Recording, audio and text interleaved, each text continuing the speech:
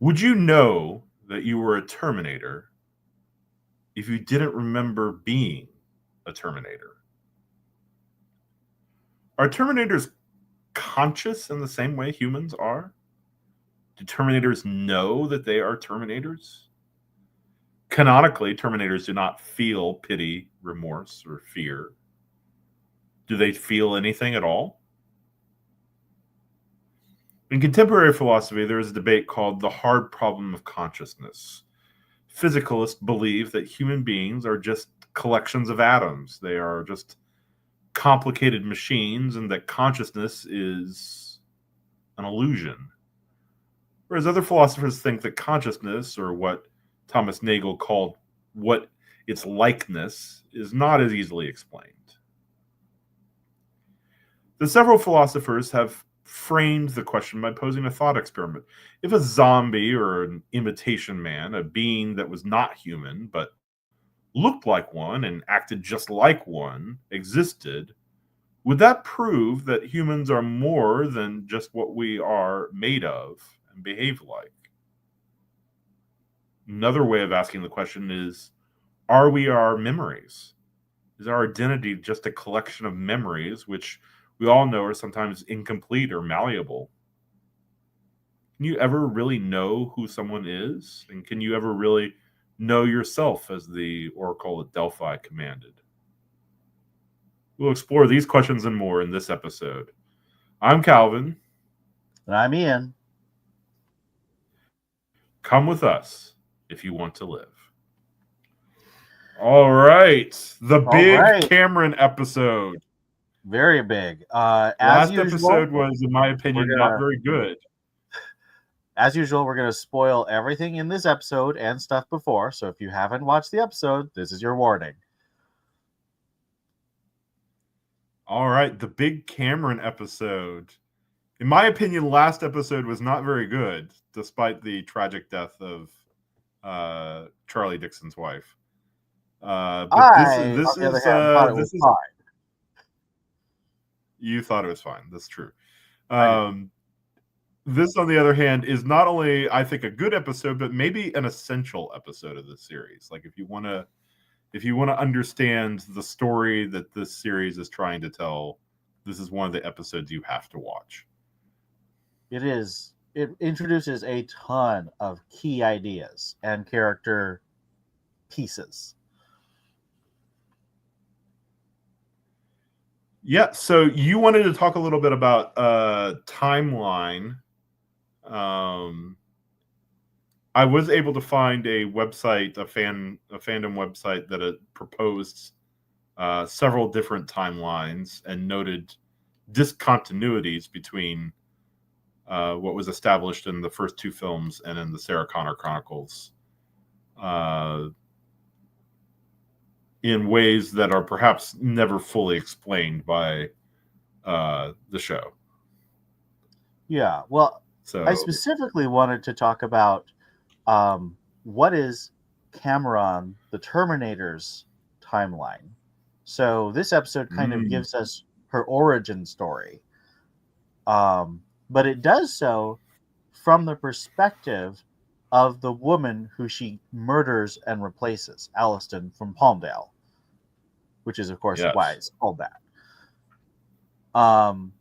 So my theory, and I want you to tell me if what I say rings true or if you read the episode differently, but my theory is that Skynet analyzes all it knows about John Connor and his lieutenants. It notices one of them is this woman, Allison, makes this infiltrator unit to imitate Allison, and then sends her in charge of an entire aircraft carrier battalion of Terminators to capture Allison and interrogate her to learn enough information so that she can replace Allison.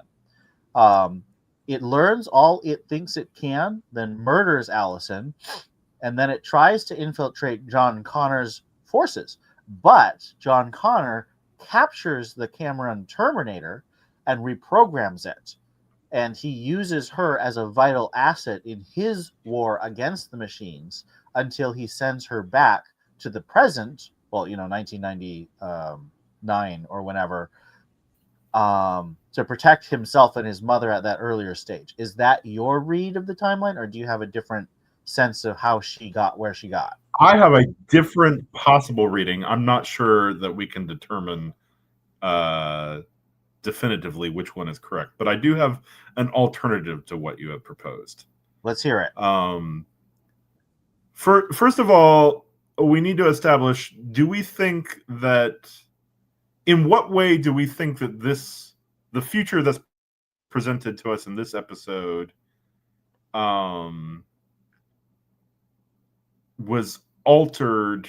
Because we know, or at least we've proposed, and the website that I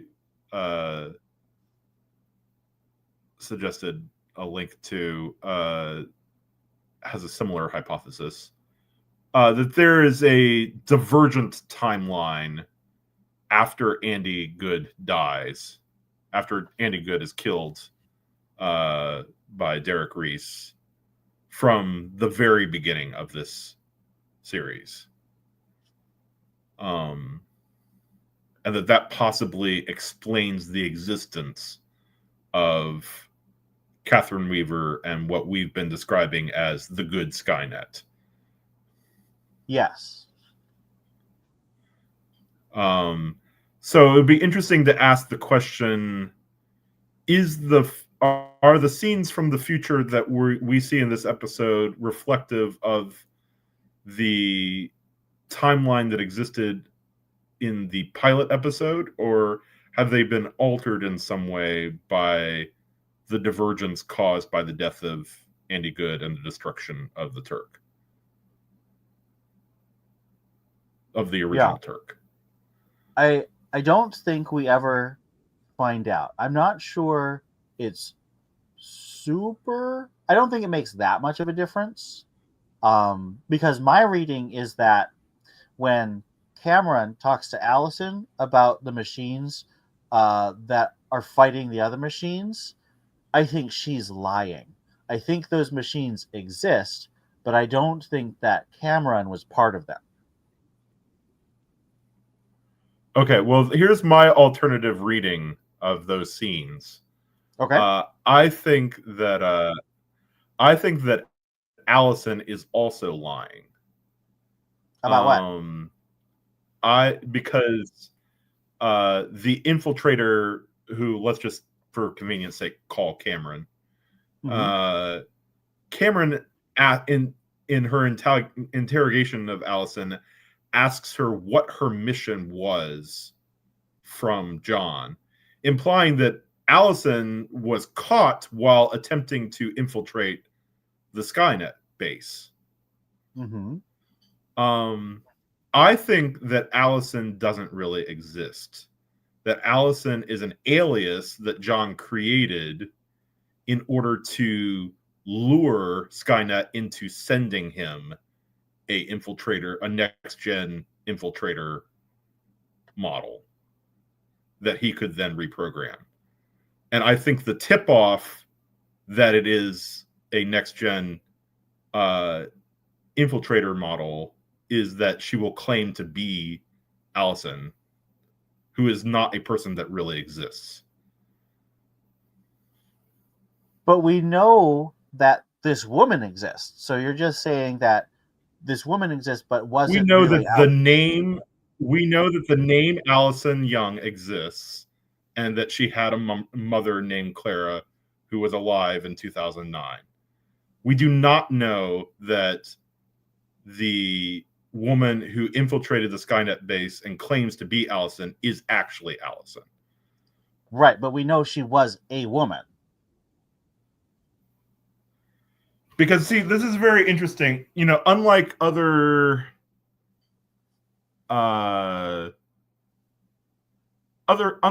science fiction stories in which there's some sort of possible sort of consciousness upload and then subsequent download.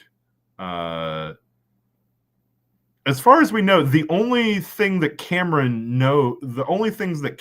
knows about who Allison is in order to impersonate her are things that Allison herself tells her, which are details that she could have fabricated. She and John Connor could have fabricated, just as any spy attempting to infiltrate behind enemy lines might come up with an alias. Well, we know that the woman calling herself Allison definitely did try to trick Cameron with the bracelet. So I think that supports your theory.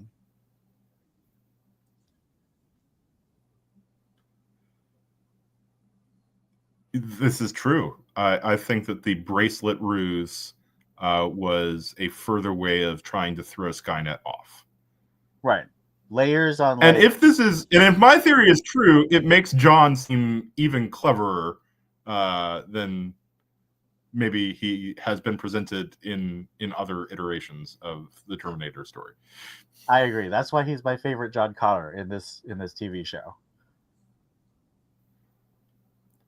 It also might possibly explain the climactic scene that began this season when Sarah is about to kill Cameron and John screams out, "You can't kill her, I need her."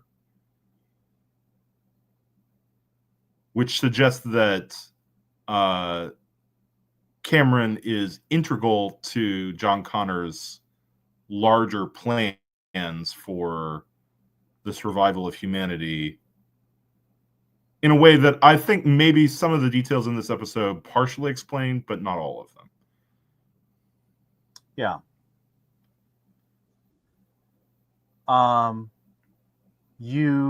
We talk a little bit about the Busy Phillips plot. How important do you feel? The B plot.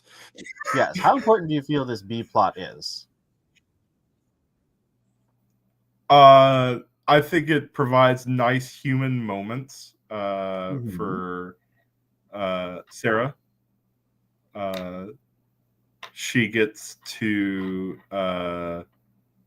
seem less austere and more conventionally maternal in these scenes with Busy Phillips. It develops the conflict that has existed throughout the series, the idea that Sarah and John and now Derek are not able to fully live normal human lives, including having just neighbors that they're friendly with and having bonds with friends. You know, the potential tragic consequences of even having a friendship, much less a romantic relationship like we saw with Charlie Dixon and his wife in the last episode, are just enormously complicated. There is just a little bit of nitpicking. So Sarah just walks into the hospital without any fear that there's like a wanted poster of her up somewhere. Do hospitals have wanted posters? I feel like, I mean, maybe this isn't true because somehow she got a job at a nuclear power plant with ease. But I feel like we've been led to believe in other episodes of the series that it's public places where law enforcement are frequently present, like hospitals, are not good places for Sarah and John to go because they are technically wanted. What episodes are you thinking about? I don't know. This always seems to be a complication that they're not able to just like go to a hospital if they're like wounded or something, because then they would have to like present ID and explain who they are. And you have to present ID when you visit in a hospital. Like, she would have had to have presented ID at a security desk in order to be with Busy Phillips. Do you? I'm trying to remember when I visited my siblings when they had their kids. I don't think I needed to show my Yes, ID. you have to. Yeah, you gotta show your ID and prove that you're who you say you are in order to get into a hospital. I Or do at not least most of the remember. hospitals that I've been. Okay. Maybe it's a regional thing. Maybe. It's just a odd little nitpicky question. Um, So Cameron is there's all sorts of. Do you want to talk more about the B plot before we return to the A plot? I just want to know. I think the B plot is kind of cute, but I also feel like, in the movie Logan, where Logan and Professor X see this really nice family, and they're like, Professor X is like, let's visit this family, and I just sit there being like, this family's dead now. Didn't you and I go see the movie Logan together? I think so, but yeah, whenever we were both like, that family's going to die. Yeah, is she gonna die? Is Busy Phillips gonna die when she's got that nice baby? family? And it was like Nebraska or somewhere. There's like a lot of corn. But it's just this super nice family, very normal humans, and I'm just like, no, just let them live. Go away from them. Yeah. Sarah cannot have gal pals is just a fact of life. Sarah cannot have gal pals or boyfriends because they all die. Yes. Then there's the C plot that at the beginning of this episode, Cameron and John are separated, and so the C plot is John's attempts to find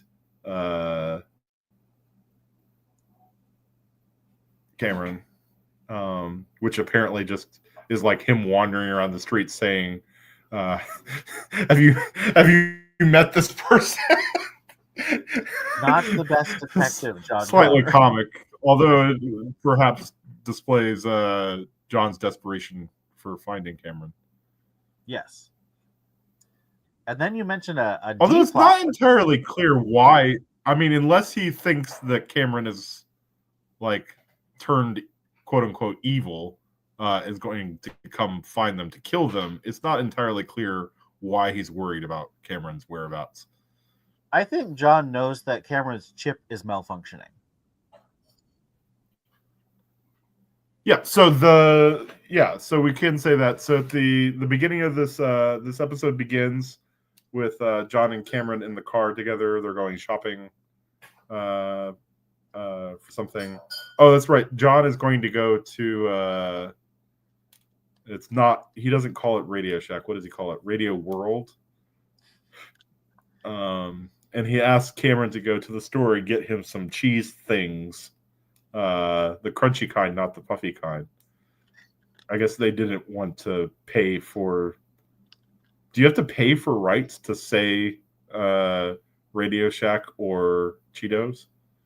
So, if you ask the company, you have to pay them. If they ask you, they pay you. And we're saying that Fox Television could not convince Frito-Lay and Radio Shack to allow them to casually mention their businesses in their hit television show. This was not a hit. I think that's why. Okay. Anyway, Cameron appears to be in deep thought about something. And John says, "Is your chip malfunctioning?" He says, "Are you going to?" And then he jokingly says, "Are you going to come and kill us again? Try to come and kill us again?" And Cameron says, "If I was going to kill you, we would not be having this conversation."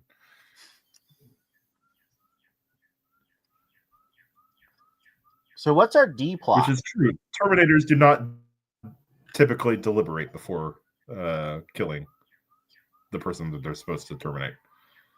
Although, again, with reference to last episode, Cromartie seems to be taking his sweet time about what he's supposedly supposed to be doing.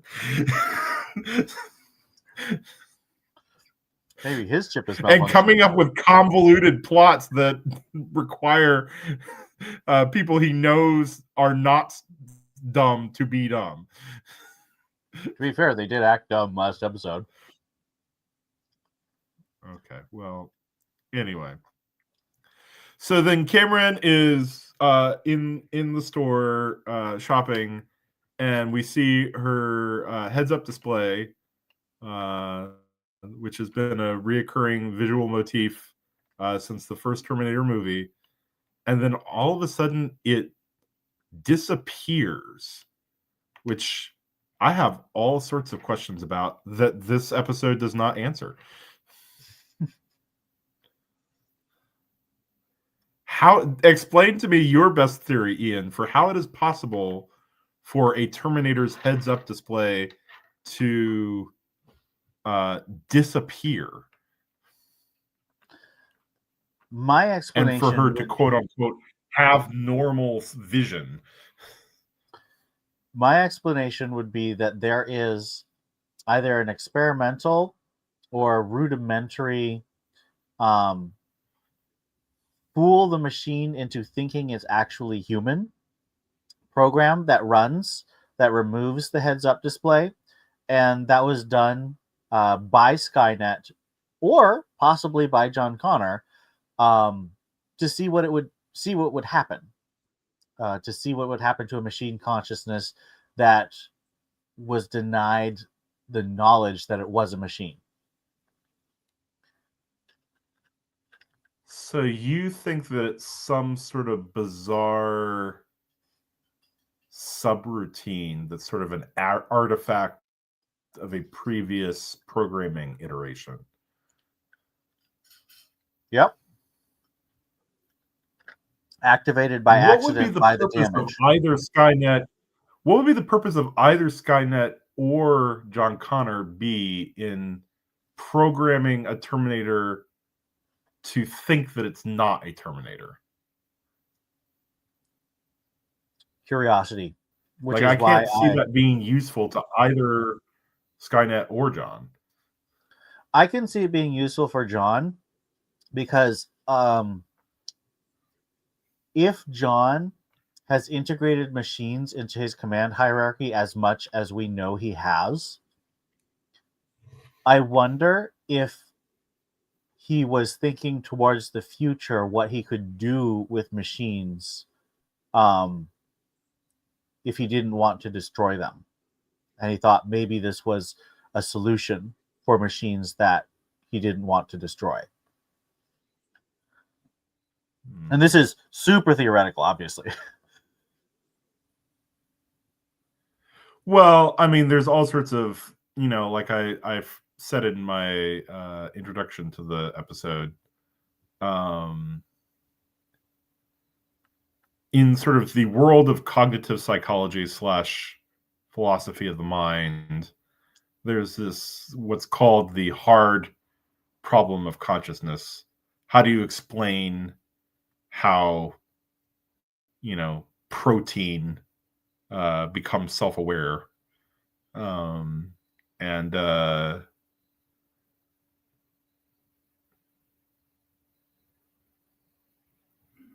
Though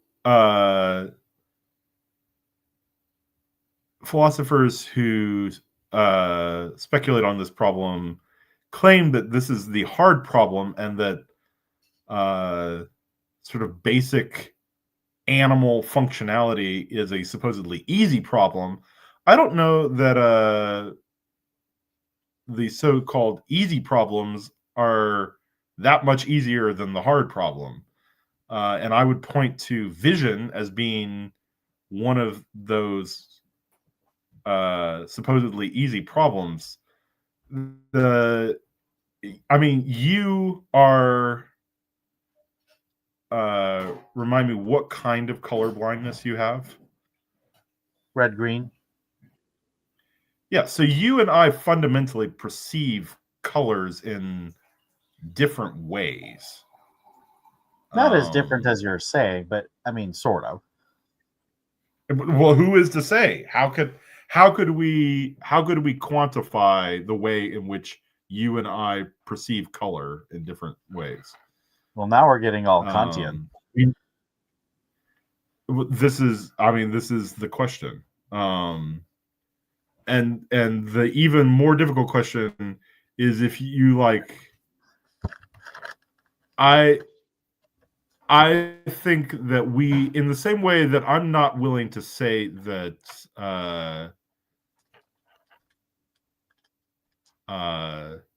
computers will ever be able to think, because computers do not have souls.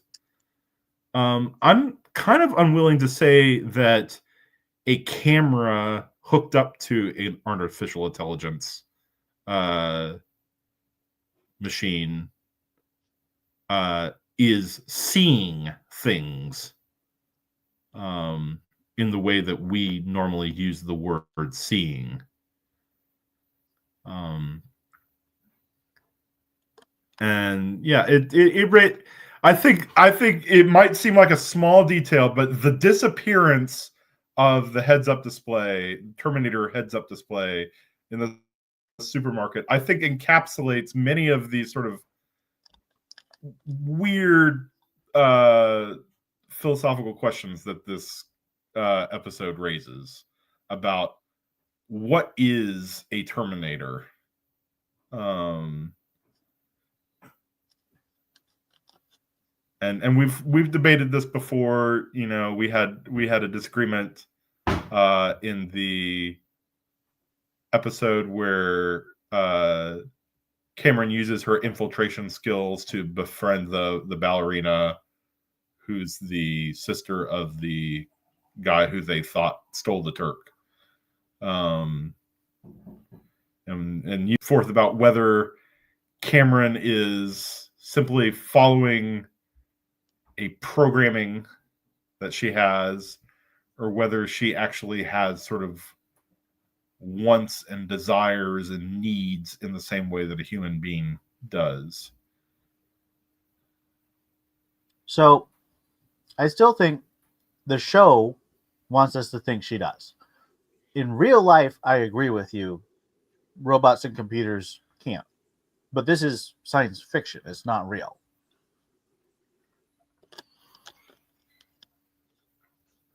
Okay. Well, eventually we're introduced to a character named Jody, who I think looks remarkably like a young Linda Hamilton, in a way that's initially kind of off-putting. You're like, wait, is that? How did they do young? How did they find a young Linda Hamilton? But I mean, she looks. Well, yeah, exactly. Well, this episode is about the ultimate deep fake. Yes. The Terminator. A deep fake made bioengineered flesh. Yep. But yeah, anyway, she, in my opinion, looks remarkably like a young Linda Hamilton, like Linda Hamilton from the first movie. Anyway, Jody is a liar, and a cheat and a thief. Yep. She is not a good person. And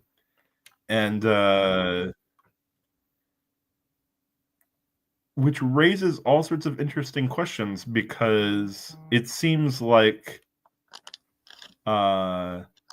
whatever programming is currently making Cameron think that she is a human, Allison, let's call her Allison during this phase of the episode, Allison seems to trust this woman, even though we see lots of danger signs throughout the episode that she is fundamentally not a trustworthy person. Well, clearly the Allison personality is not very sophisticated. he's either simulating a much younger person than Cameron's physical age is supposed to be, or it's a very rudimentary program. It is an interesting question. I mean, like I said before, it appears from what we're presented with in this episode that the only thing that the infiltration unit, who we've been calling Cameron, knows about Allison are things that Allison herself told her under duress. Yep. And she didn't tell her very much. So Skynet is apparently, assuming this is what has happened, Skynet has programmed a generic young woman, and then sort of added some Allison bits to her programming.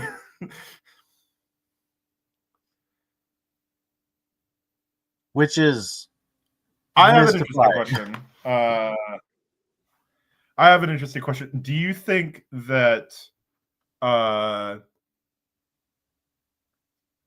the person that Cameron is pretending to be in the very beginning of the pilot, when she first tries to win John's trust before Cromartie pulls a gun out of his leg, which of course makes no sense, as we discussed at length. Is that version of Cameron supposed to be Allison? I think that would make more sense than what Josh Friedman says, which is he thinks that Cameron was being super weird.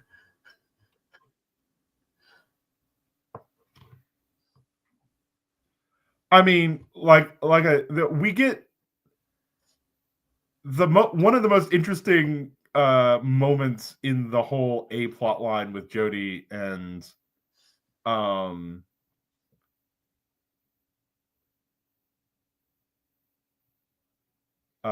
Allison, in quotation marks, is at one point Jody tells a joke and Allison pretends to understand the joke even though she clearly doesn't, and then pretends to laugh, which is a behavior that we've seen Cameron display before. Is Allison just good at social mimicry, or is there some sort of merging of the Allison that thinks that she's Allison and the Cameron programming? I would argue that the merging would be because of the damage to the chip. That the Allison program, whether it was by Skynet or John, or heck, if Cameron decided to make her own Allison program, I don't think it originally was supposed to be activated like this. But it's a mystery. All right. Well, then we're presented with a D plot, which is continuing negotiations between Agent Ellison and Catherine Weaver, in which Catherine Weaver gives a story about how her husband died, that varies with the official record of how the helicopter that her and her husband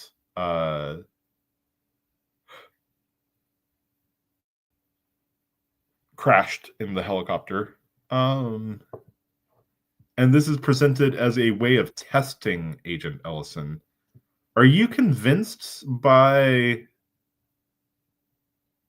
the reason that Catherine Weaver gives at the end of this episode for why she thought it was necessary to test Agent Ellison in this way? Well, our knowledge of Catherine Weaver at this point is pretty limited. And at this stage, I think we would be assuming that Catherine Weaver is like the T-1000 we see in Terminator 2, just less physically aggressive.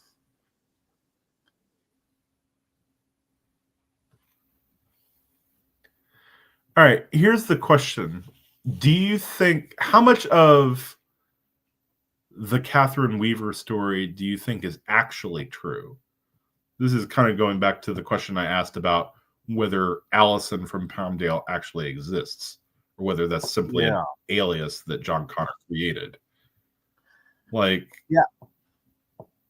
I don't know. Obviously, Catherine Weaver's husband did die in that crash. But Catherine, at this point, I mean, is this when Catherine was replaced by the T-1000, or was Catherine replaced, murdered before that, and the T-1000 Catherine survived the crash because she's a robot? Like, I don't think we know. I mean, this is the sort of questions that I mean, the only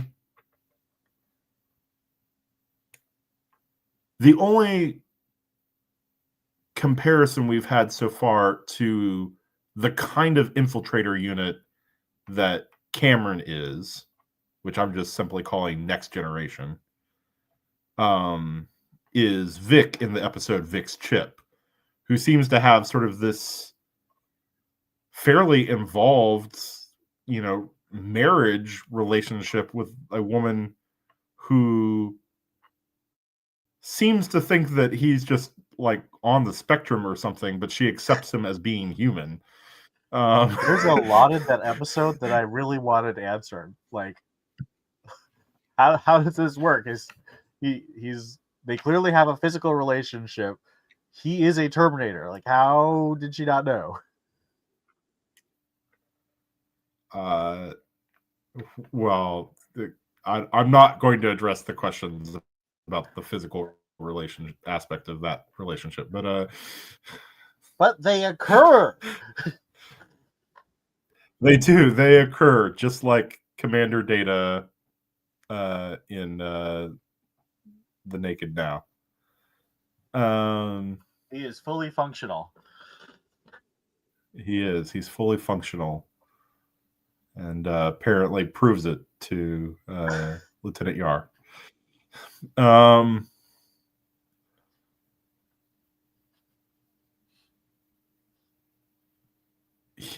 Anyway, let's cut that out.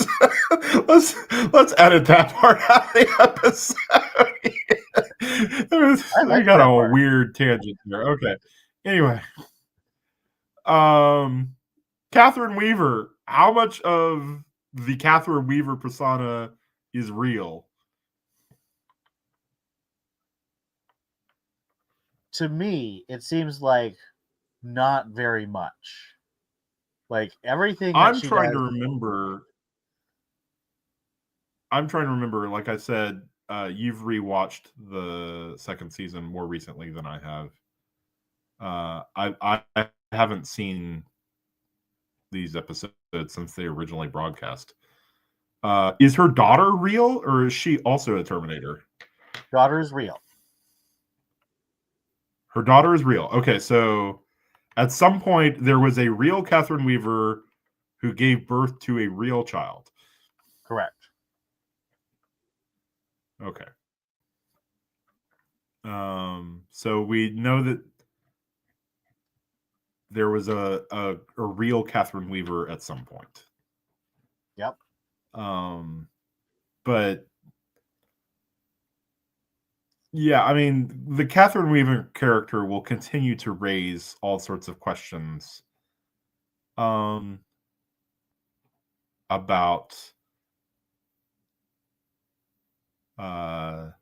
identity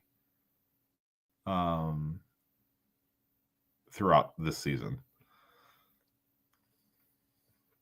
I mean, I think in some ways you could say that the theme of this episode is sort of like, could you teach a machine to lie?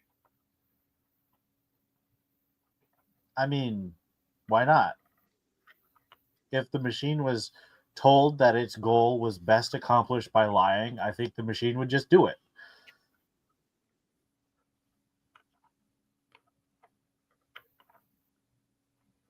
All right, so what let's discuss this question more broadly. So when we first became friends many years ago, I think we had this debate. Can inanimate things be evil? Because Agent Ellison describes the Terminator as being evil, and Catherine Weaver says, "Well, you're just if you're calling it evil, you're just anthropomorphizing it. A machine is not evil or good; it's just a machine."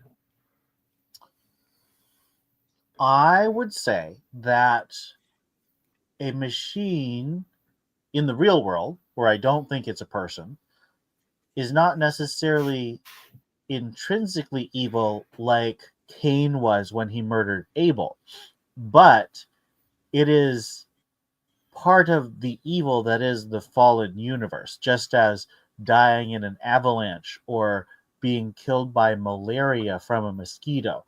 The mosquito isn't necessarily like an evil villain. It's not like a mustache twirling bug, but it is part of the evil of the fall. Does that make sense?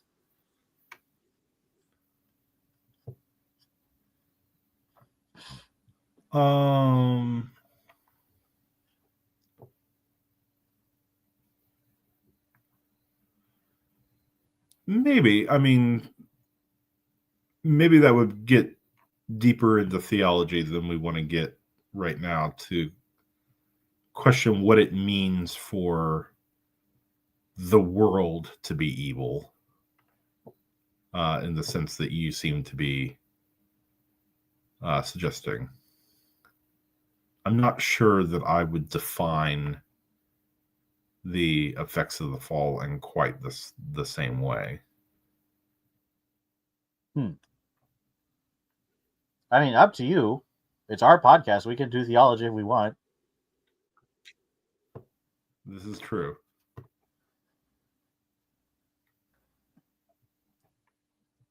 I mean, I think that I'm more in line with what Catherine Weaver seems to be suggesting, even though she herself is being deceptive, which is that a machine is just an instrument whose moral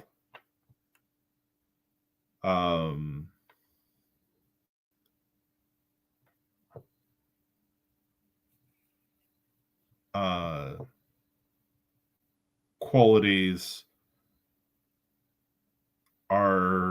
lie within the intention of the person using the machine.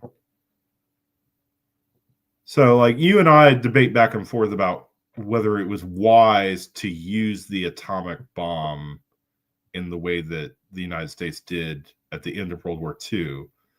But I wouldn't say in the same way that sort of a radical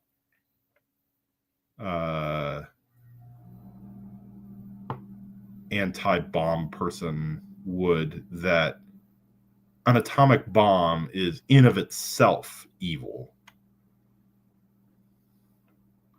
even though it has the potential for killing millions of people in a very short amount of time. Yeah. How is that different from what I said, that a Terminator is not necessarily an evil actor in the same way that a murderer is, but it is evil because it kills people. It has an evil consequence and is part of the evil nature of a fallen world.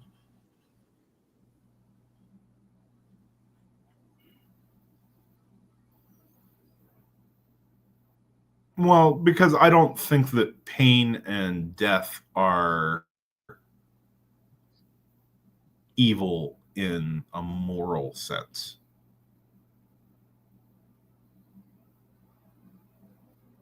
That confuses me. Why?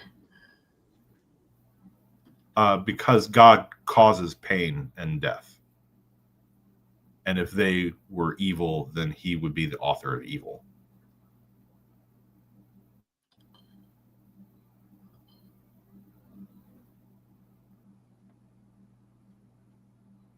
I would say that pain and death exist because they are a judgment upon mankind for mankind's moral evil by God.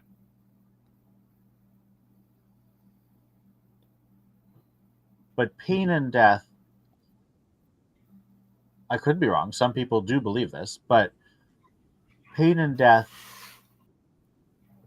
I think, were not part of the original created order. Correct. And so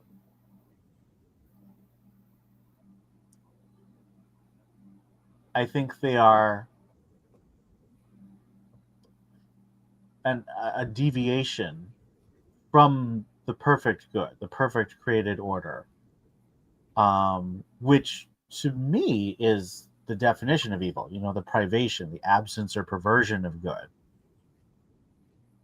So, and I look at God using pain and death in a, I put it in a framework, um, like Joseph, where he says, "You intended this for evil, but God intended it for good."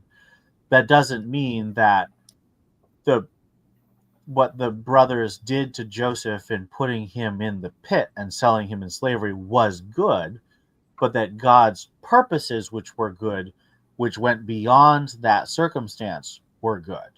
But the brothers were still morally culpable for doing a wrong thing.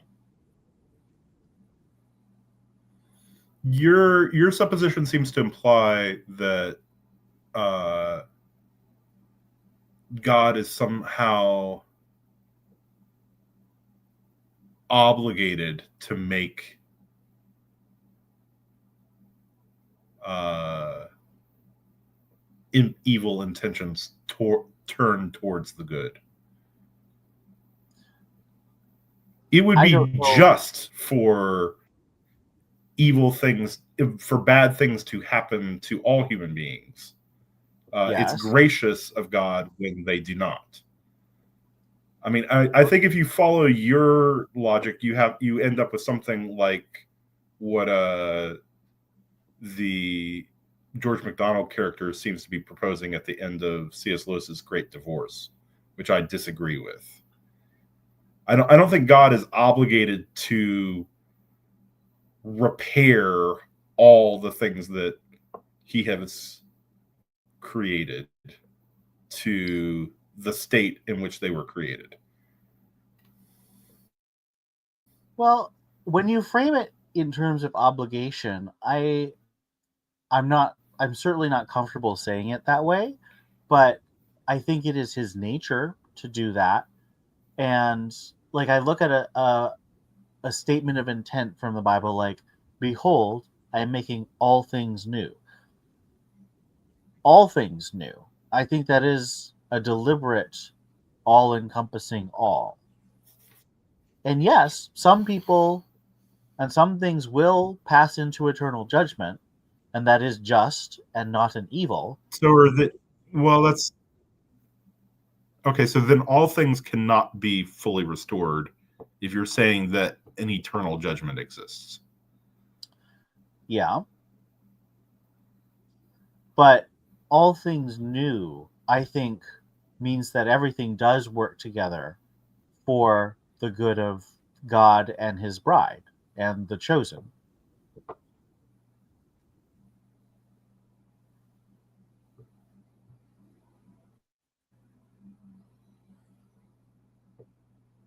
Okay, well,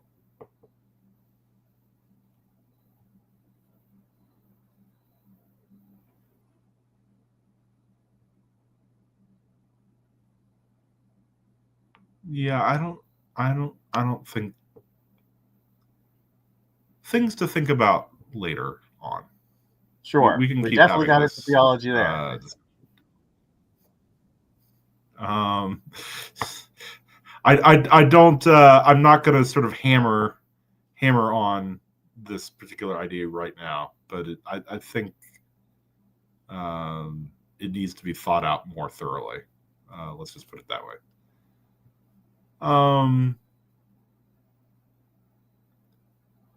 It seems like Catherine Weaver seems to be implying, and even though she's doing this in the disguise of a ruse that she's putting upon Ellison, that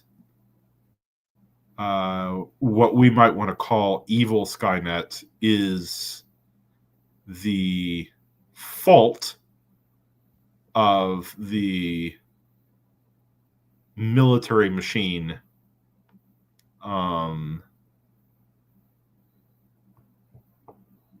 that possibly created it. Something that we saw in our viewing of Terminator 3: Rise of the Machines.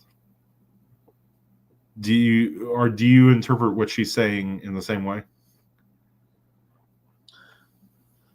I mean, we never get a true answer, in my opinion, on the genesis of Skynet in the Sarah Connor Chronicles universe.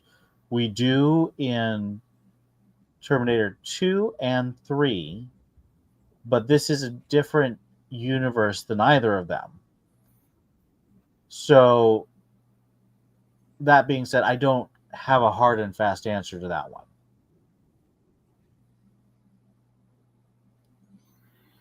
Well, I think it depends on whether you think that Andy Good is correct when he says in the episode Dungeons and Dragons, when he tells Derek Reese that he created Skynet.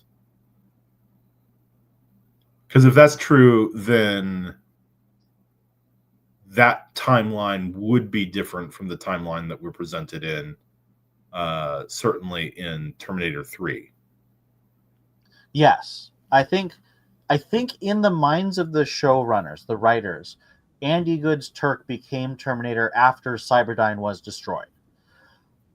But then Sarah and no, not So Sarah. Turk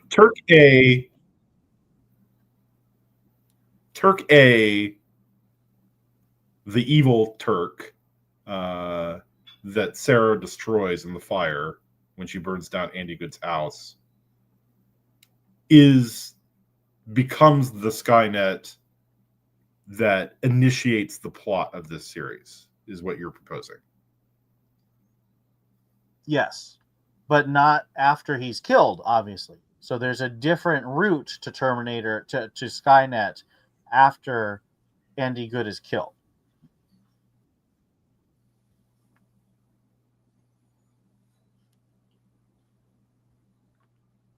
But that, I mean, again, this episode raises so many questions that this show never attempts to answer. Maybe it would have if it hadn't been canceled, but it's impossible for us to know. Complete opposite. I think that Josh Friedman's notes actually do give us an indication of some of these answers that we'll obviously cover after we hit the finale of season 2.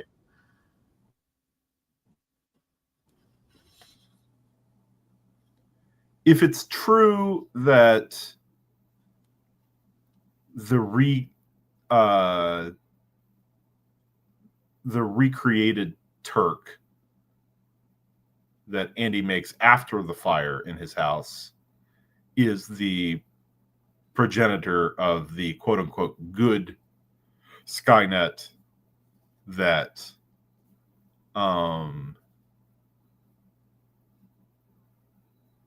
created Catherine Weaver, then why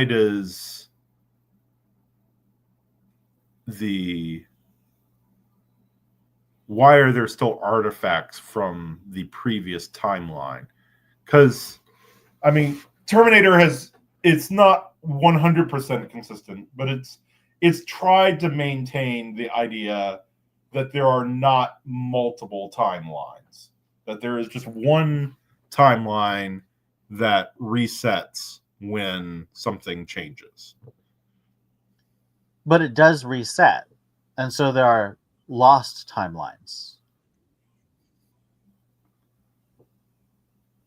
Right. Okay, so but then why wouldn't Derek and the other resistance fighters just like disappear when Sarah burned down Andy's house? Why wouldn't Cameron disappear for that matter? And Sarah and John have completely different memories of why they were there.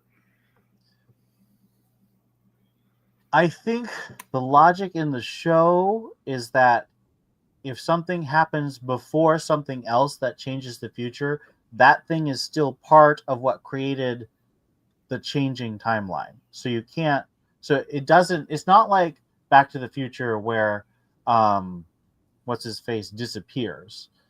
I've always, well, I will out myself as a hater of Back to the Future. I think it makes no sense. So you dislike Back to the Future for many different reasons. Yes, one of which is, for one thing, it's funny, and you don't like funny things. I don't have a sense of humor.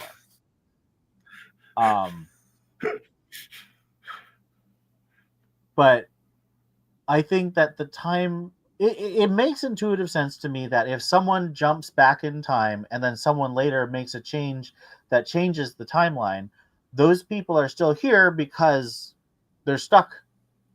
They're not. It's not contingent. There's not like a thread connected back to the future that doesn't exist anymore. Like they're here now. Whether or not the future they're from exists or not, they're here now. And changing the future doesn't change that they came to the present now.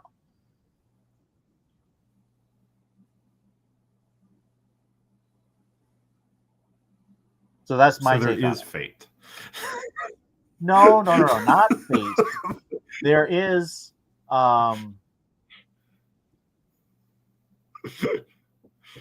I think that the no fate tagline is a fundamentally misunderstands the original concept of Terminator, and even though it seems like the originator of the Terminator franchise is the one who conceived it. The originator of the Terminator franchise makes movies about big blue cat people who have sex all the time and are better than humans. So I don't care what he thinks. Yeah. Anyway.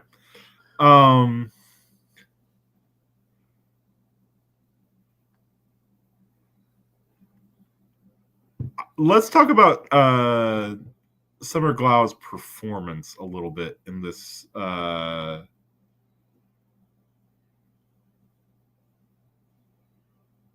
episode. Okay. You know, I've been slowly rewatching all of the Alien movies with the plan of eventually watching the new show Alien Earth. And so I rewatched I rewatched I'm kind of regretting this plan, but I'm a completist by nature, so I'm probably going to keep pushing on, even though it might be a waste of time. I even watched Alien versus Predator, which is it's not a terrible movie, but it's not a good movie either. A bad movie, I think, is Alien Resurrection. But the one interesting thing, in my opinion, about Alien Resurrection is that in that movie, Sigourney Weaver is essentially playing a different character because Ellen Ripley has died And the character that Sigourney Weaver plays in Alien Resurrection is a clone of Ellen Ripley with fragmentary memories of who Ellen Ripley was, combined with elements of the personality of what an alien would be if aliens had personalities, if the xenomorphs had personalities. And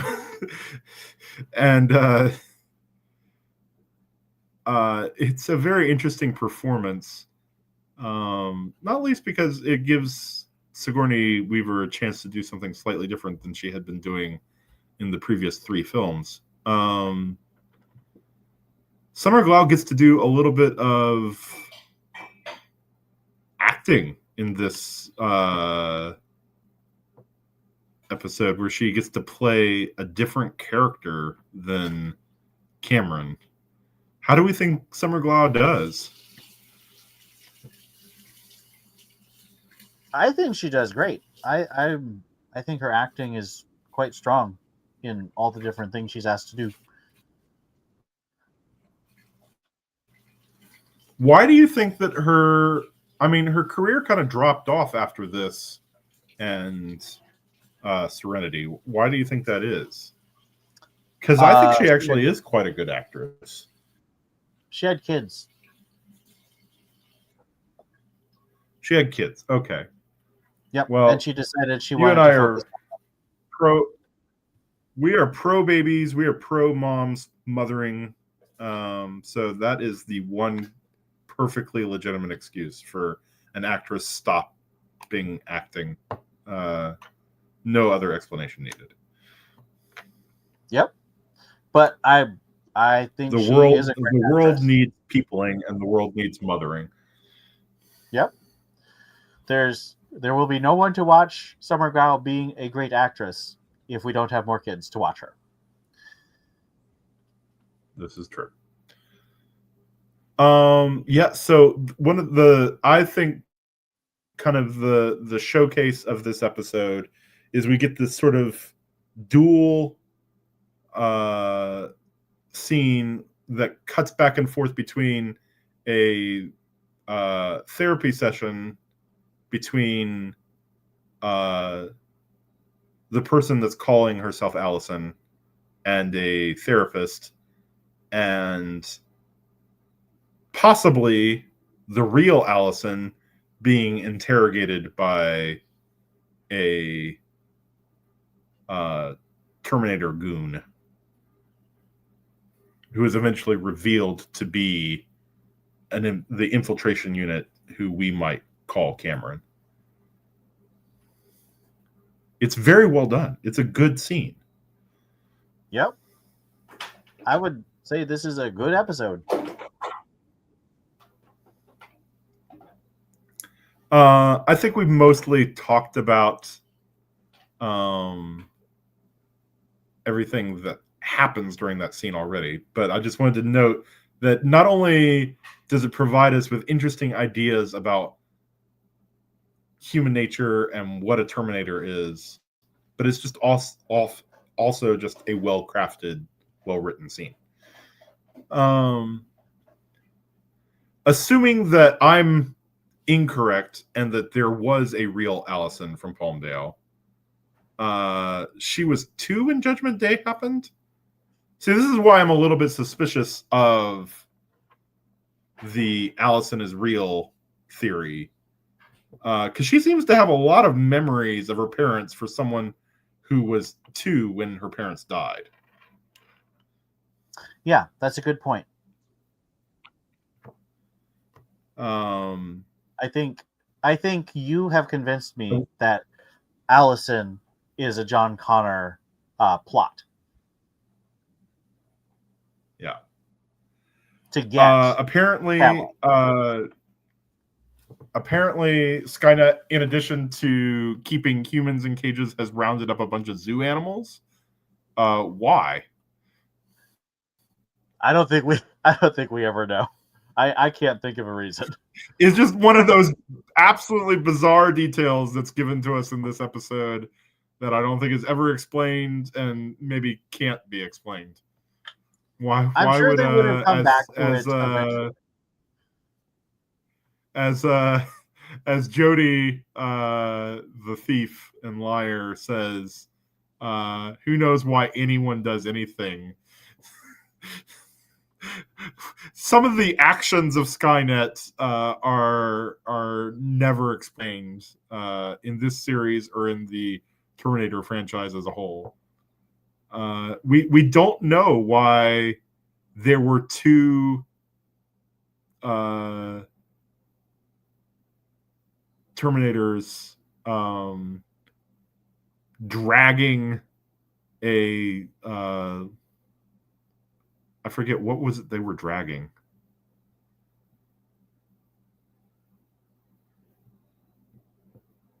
In Dungeons and Dragons. The jet engine. Oh, a jet engine. Was that in Dungeons and Dragons or in Salvation?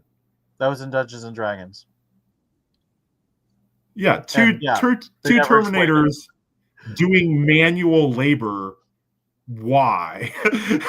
why would Skynet program Terminators to do manual labor?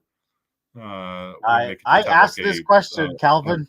I asked this question. I did not get an answer. Okay. Similarly, we have no explanation for why Skynet has decided to capture zoo animals.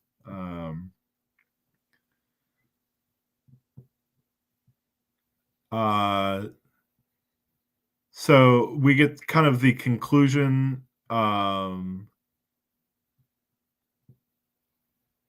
well, do you feel like we've sufficiently talked about this? You think that Cameron from the future scenes is lying and that she is not actually part of the good Skynet faction when she says there are some of us that want peace with humanity.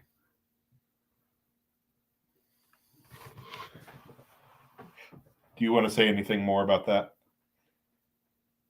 Not really. I think you said it well. Okay.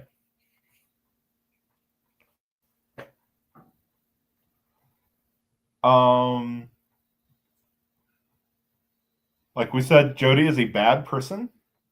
Yes. Very bad. Do we think that the house that they break into is her parents' house? Or is she telling the truth about that being the house of a family that she used to babysit for?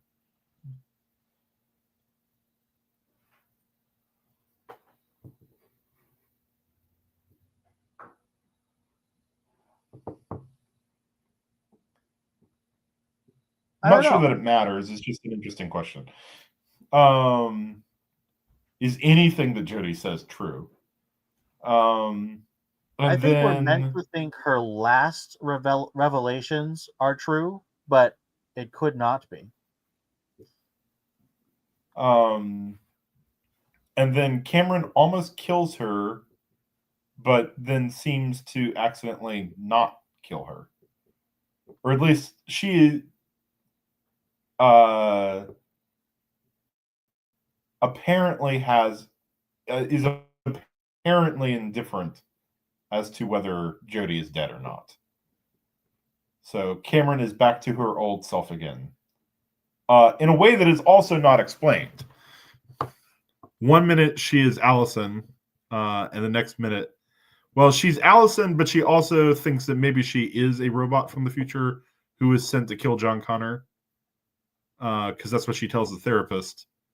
But then on a dime, she reverts to full Cameron, and seems to know who she is and seems to not want to kill John.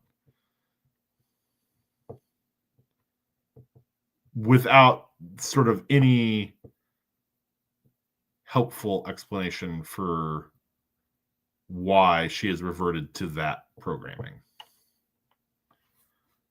Other than what you keep saying, which is that her chip is damaged, which is okay.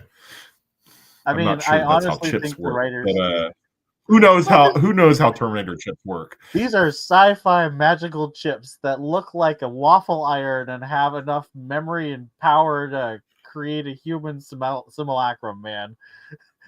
They kind of press the magic tech button really hard on the chips. Who knows? Who knows?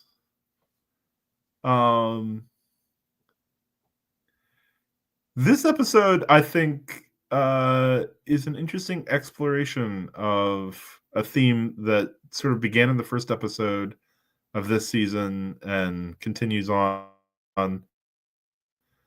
which is that Cameron has developed a greater sense of agency than she seemed to possess in the first season. There's a open question as to whether she is programmed to not kill John Connor or whether she is quote unquote choosing not to kill John Connor. And an added layer on top of that is her apparent ability to lie to John and Sarah about what her real intentions are. Anything more you want to say about that? The idea of Cameron having secrets and a secret life from the Connors is something that's explored in one of the best episodes of the series, Self-Made Man. And I think hints like this are supposed to build into that.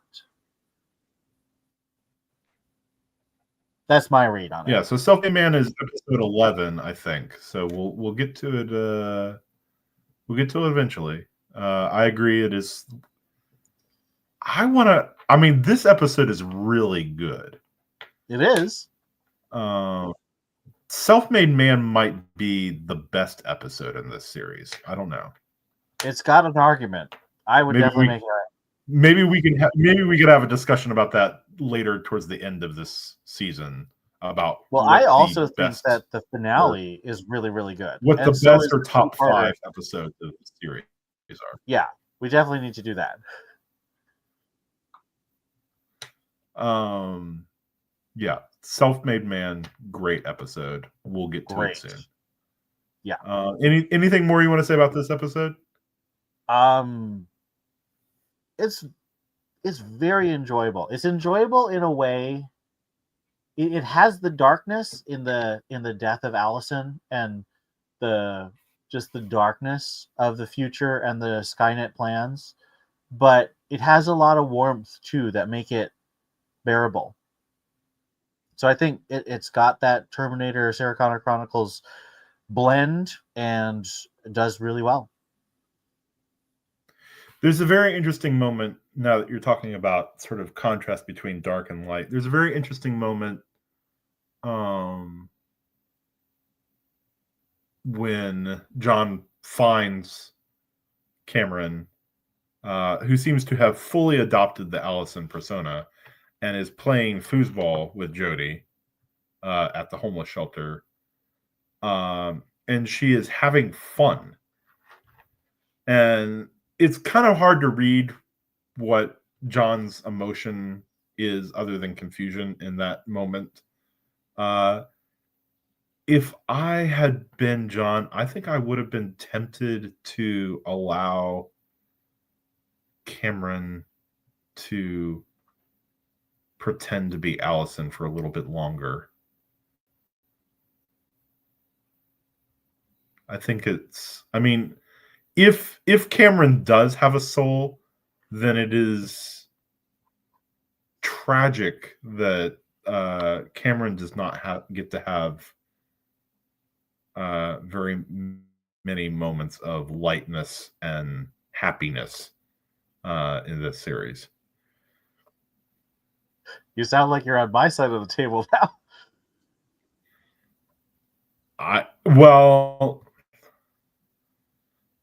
again, if you think about it too long, again, I think it raises all sorts of weird questions about the nature of programming Terminators, which, as you just said, magic button smashing are not really explained in this series or in any of the Terminator. I think it's inherent in the concept of the Terminator in the first two movies, so I don't think it's unique to this series.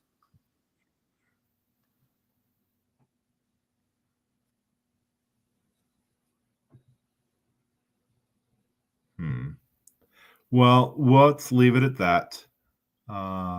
As I said, I think this is one of the best episodes of the series. It was really great talking about it. And we will talk about the next episode next time. Until then,